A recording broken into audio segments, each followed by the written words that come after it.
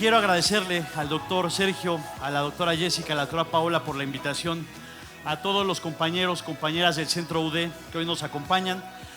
Agradecerles principalmente el tiempo que se tomaron hoy para venir, el interés, porque es complicado que en un día sábado de quincena la gente esté tan interesada en construir para sí misma. El tiempo es un recurso fundamental en este tiempo. Bueno, en esta época es fundamental el tiempo, ¿no? Es algo que ya no regresa, pero el día de hoy se los vamos a regresar con bastantes experiencias, con conocimiento tal vez, pero con experiencias que les van a servir en un futuro.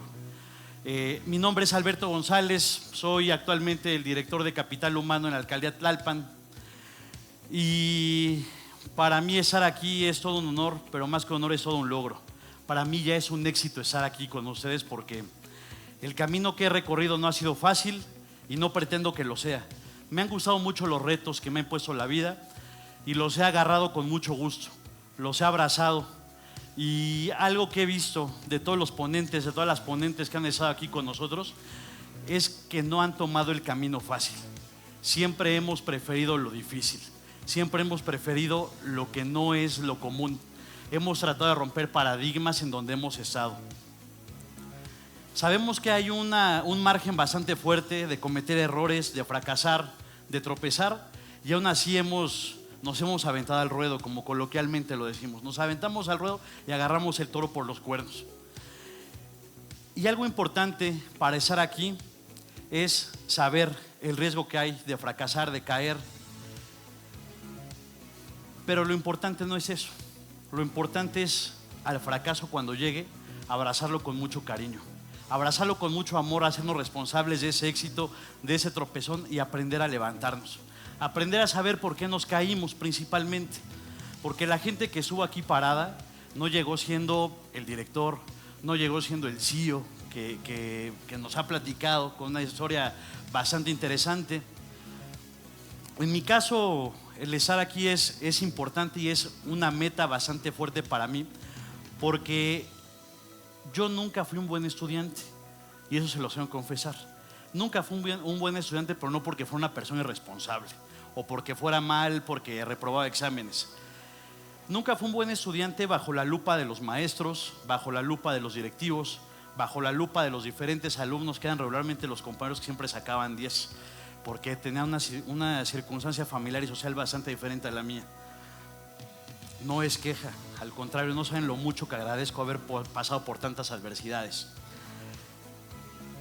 En un mundo o en una sociedad donde la gente está acostumbrada a aplaudir, a recibir halagos, donde estamos llenos de aduladores, quiero decirles que esos no son amigos, ¿eh? Los que los adulan, los que no le dicen sus errores, no son amigos, no son compas. Y eso es algo que el equipo con el que estoy sabe, ¿no? Entonces, cuando uno empieza a ser incómodo porque cuestiona, porque alza la mano, porque dice, oye, no está bien eso, ¿no? Y no es un tema personal, es un tema que veo que nos está afectando a todos y tú eres el único que alza la mano, los demás en su esfera de comodidad te voltean a ver y dicen, no, me vas a afectar, no, háganlo a un lado, háganlo para allá, ¿no? Y así crecí mucho tiempo en la escuela. Desde la primaria yo empecé a reprobar materias. En tercero de primaria reprobé mi primera materia y fue por una cuestión de que los míos compañeros me hacían a un lado porque no me parecía. Afortunadamente el modelo educativo ha cambiado, ¿no? Los maestros traen una formación diferente a la de hace 20 años, bueno, hace más de 20 años. Entonces me empezaron a hacer a un lado y me empezaron a encasillar como una persona conflictiva, como un burro, ¿no? Era común que decían, ay, un burro, pues. Y ahí fue cuando mi vida empezó a cambiar, porque bien me pude haber quedado encerrado en esa caja donde te encasillan, o aprendes a tomar decisiones. Y tomar decisiones no es fácil, porque uno tiene que hacerse responsable de la decisión que uno toma. Y decidí no seguir con el patrón o con la etiqueta que la gente me ponía.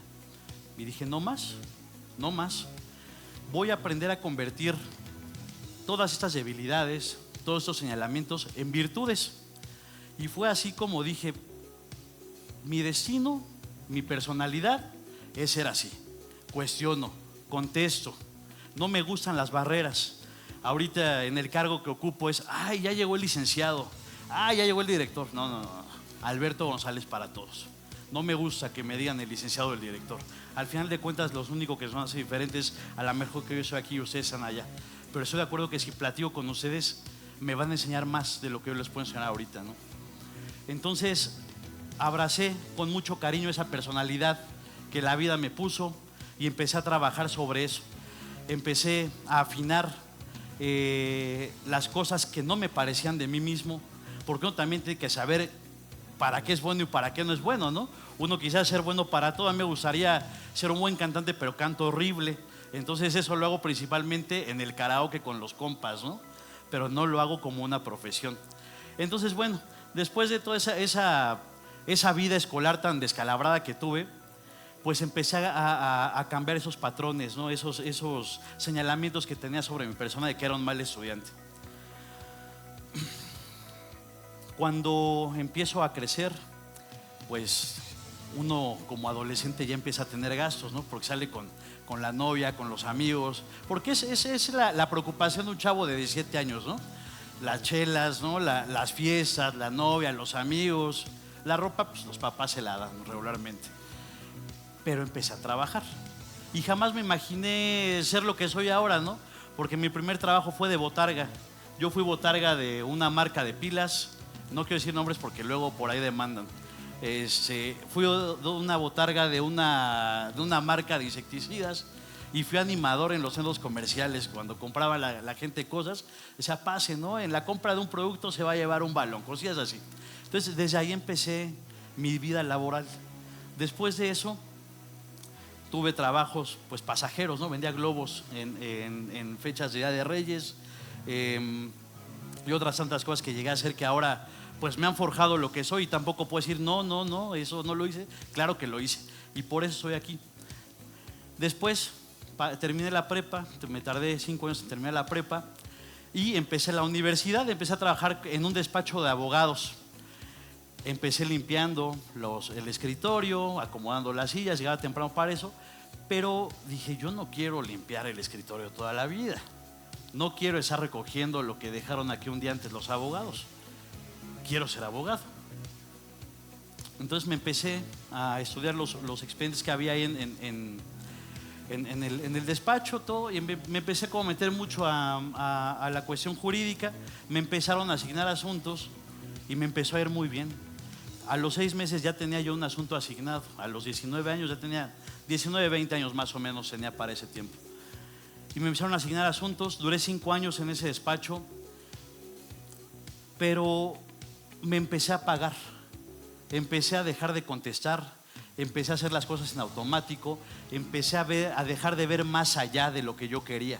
Entonces me empecé a incorporar un sistema que era sistemático, automático, y no te dejaba, ya no había un margen de cuestionarte, ¿no? Ya no había un margen de innovación ahí.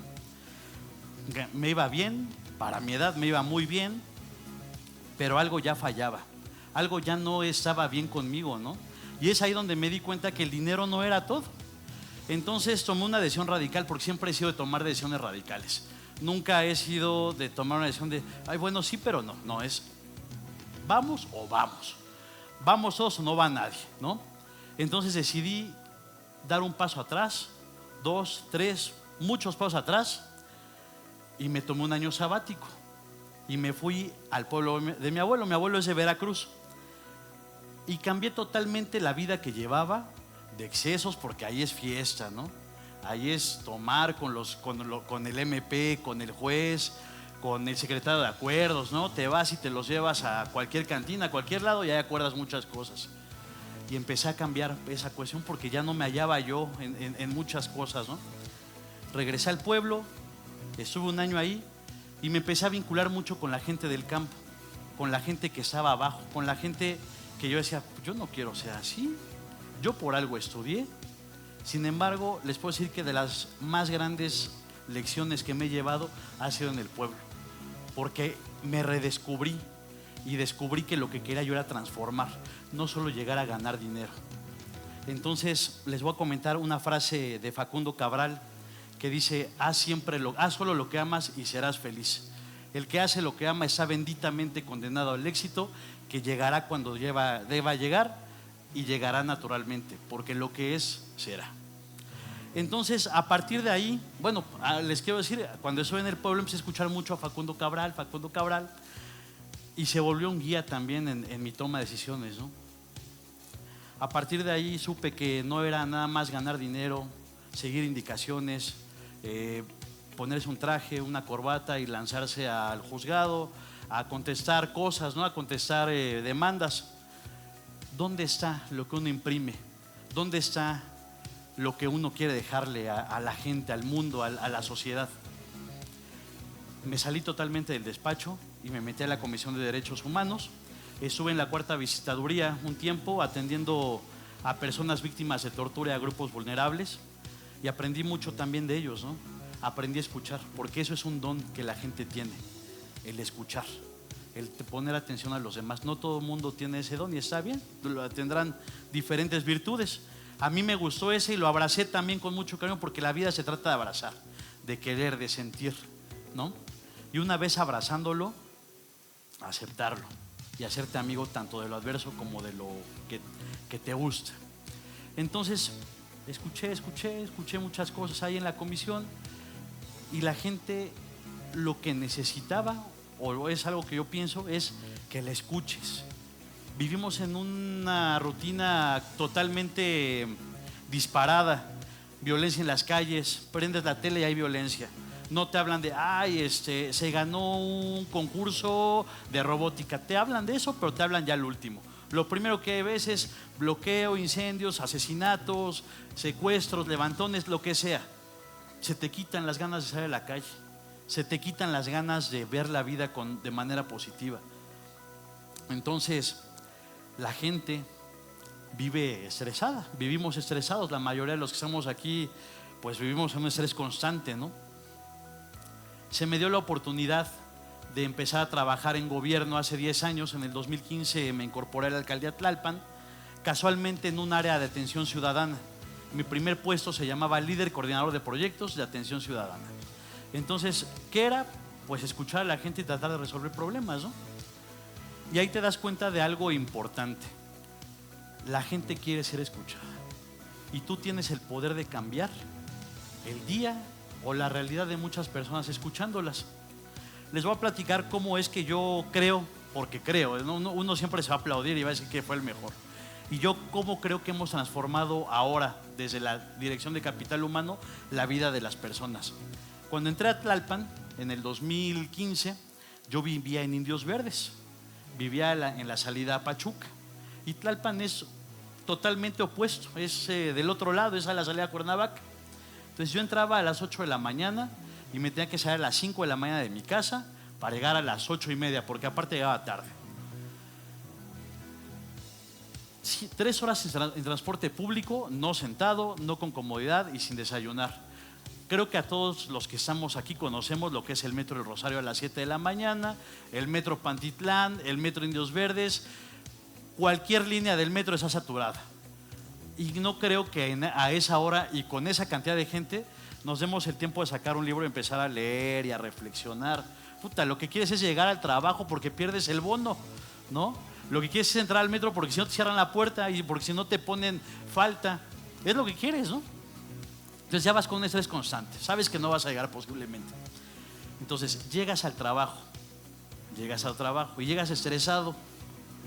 ¿Quién de aquí ha ido a hacer un trámite a gobierno? Todos. ¿Y cuánto nos quieren a los de gobierno, verdad? Somos bien amables cuando estamos ahí, porque sabemos que tenemos el poder de mandar a la fregada a la gente. Eso lo sabemos, ¿no? O la gente que atiende en ventanilla, que es atención ciudadana, sabe que tiene el poder de decir, ¿qué crees? No traes una grapa, no te puedo atender. Eso pasa, ¿no? Eso pasa en todos lados. Pero ¿qué pasa? Llegas a las 9 de la mañana, tocas, ¿no? Porque según dice ahí, horario de atención de 9 a 3 de la tarde. Llegas y dices, aquí, sí, pues está cerrado, ¿no? Y te asomas ahí por una ventanita y está la gente comiéndose una torta de tamal, ¿no? Algo que son muy ricas las horas de tamal, me encantan. Llegas y cuando quieren te abren, llegas 9:30, espérese ahí, siguen comiendo y hasta las 10 se pasan. Y no te pasan diciéndote discúlpeme, ¿no? Por haberle hecho perder su tiempo. ¿Qué necesita? No, pues vengo a hacer esto. Uy, joven, no, ¿qué cree que no se va a poder? Puta, ¿por qué no? Pues si traigo todo. No, ¿qué cree? Es que no tiene cita. No, o sea, y sí, es una serie de cosas que te agüitan como ciudadano, ¿están de acuerdo? Pero el problema no es tanto la gente, no es tanto que ellos quieran ser así, sino que ya cuando lo vives entiendes por qué la gente es así. A mí mi calvario me duró 6 meses porque encontré un departamento cerca de donde yo trabajaba, y ya de ahí me hacía 15 minutos al trabajo. Llegaba con un chip diferente, desayunado, caminando llegaba, despejado, oxigenado. Pero ¿qué pasa con la gente que gana el mínimo? ¿Qué pasa con la gente que vive en Tecámac, que vive en Iztapaluca, que vive en cualquier lado de la periferia y por necesidad va a trabajar hacia el sur o al centro de la ciudad y se tiene que aventar 3 horas de camino? Es gente que al igual que nosotros tiene problemas, ¿no? No podemos resolver los problemas a todos, claro que no podemos, ¿no? Pero sí podemos ser un medio para ir cambiando la realidad de muchas personas. Capital humano es lo que en la iniciativa privada se conoce como recursos humanos. Y quien haya escuchado hablar de recursos humanos es por 2 cosas: o porque corre o porque paga. Y es nada más lo que creen que hace recursos humanos, ¿no? Pero y cuando yo llegué a Tlalpan hacían lo mismo: corrían gente, maltrataban gente, o pagaban gente, o no les pagaban, porque no les pagaban a las personas a tiempo. Entonces, cuando yo llegué a esa dirección, yo llegué con un propósito, que no era nada más pagar la nómina, no era nada más decir soy el director de Capital Humano, denme chance y pónganme chofer. No, yo no llegué con esa visión de las cosas. Yo llegué con una visión de abajo. Llegué con una visión de que me costaba trabajo llegar a mí a las 8 de la mañana, de que me costaba trabajo darle una buena sonrisa a la gente o darle un buen trato porque no había desayunado, darle un buen trato a la gente porque aparte de que no había desayunado y me hacía 3 horas de camino, tenía mis problemas personales con mi familia. Entonces, cuando llegas al trabajo, pocos jefes, porque no les puedo decir líderes, se preocupan por decirte, por preguntarte cómo estás, cómo vas, oye, te ves muy bien. No, es hazlo, hazlo, hazlo. ¿Por qué? No, pásale a recursos humanos para que te retengan el pago, pasa a recursos humanos a firmar tu renuncia. Lo que hice fue empezar a cambiar eso, empezar a cambiar la mentalidad de que recursos humanos corre.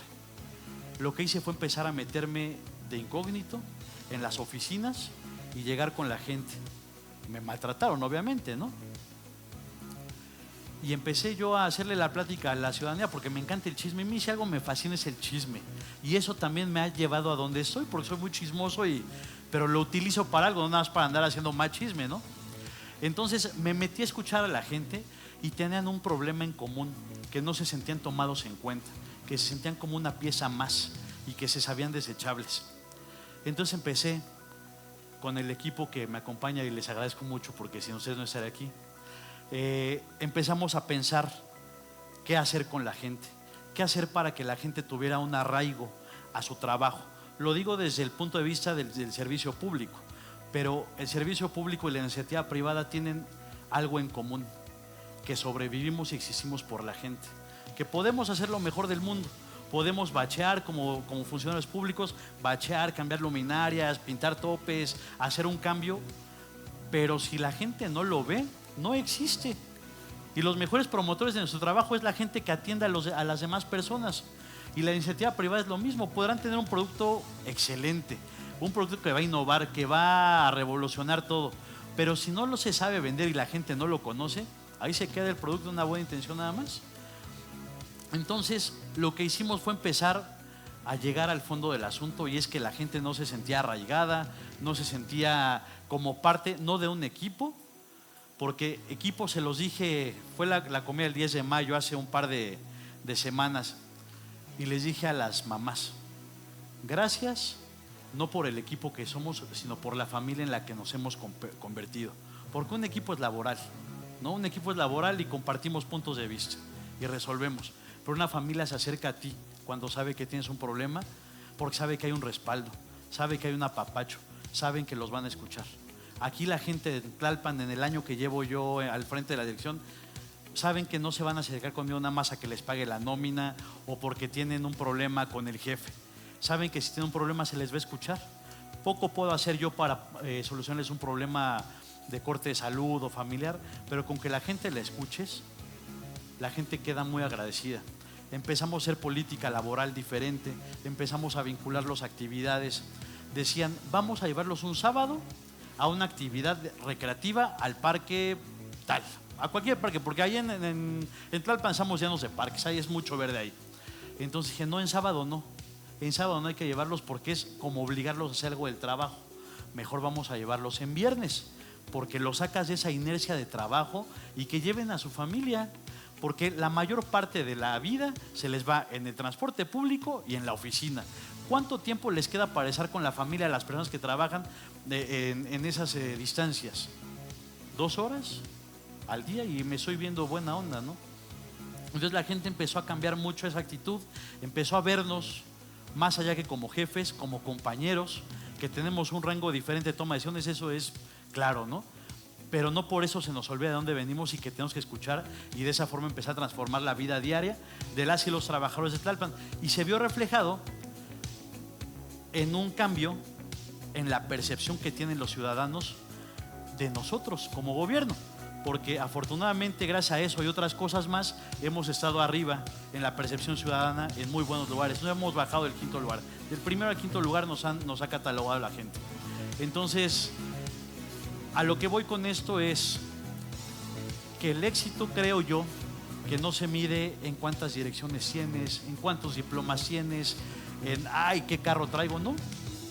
Para tener éxito, de verdad, creo que tenemos que pasar por una serie de adversidades, tenemos que acoplarnos al fracaso, hacerlo nuestro mejor amigo. El fracaso es el mejor amigo de la gente exitosa. Y quiero cerrar esta ponencia agradeciéndole, no está el doctor Sergio, no está la doctora Paula, pero agradecerle al doctor Sergio, a la doctora Paula, a la doctora Jessica, y en especial quiero agradecer a toda la comunidad del Centro Universitario UD, porque son agentes transformadores, porque gracias a ese sueño que tuvo el rector hace 20 años se ha podido cristalizar el sueño de más personas y se han formado liderazgos hasta el día de hoy y se seguirán formando liderazgos. Les agradezco mucho el espacio, la atención, y les deseo una excelente tarde. Muchísimas gracias a todas y todos ustedes.